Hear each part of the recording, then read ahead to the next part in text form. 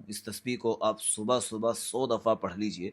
ज़िंदगी की कोई सी भी आजमाइश, तकलीफ, बीमारी हो, अल्लाह पाक यूं ही ख़त्म कर देगा, यूं ही ज़िंदगी से निकाल देगा और ज़िंदगी बड़े सुकून से गुजर जाए। सबसे शुरू में आप पढ़ेंगे बिस्मिल्लाहिर्रहमानिर्रहीम वला हौला वला कुव्वता इल्ला बिल्लाहिल अलिय्यिल अज़ीम को 100 दफ़ा पढ़ना है और ये सोच कर पढ़ना है, अल्लाह सबसे ज़्यादा ताकतवर ज़ात आपकी है, सारी ताकतें आपके सामने कमज़ोर है।